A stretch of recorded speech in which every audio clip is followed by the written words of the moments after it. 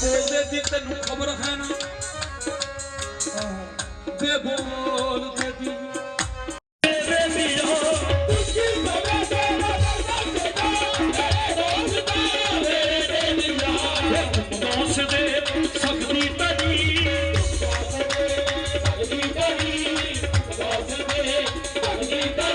से आजम जे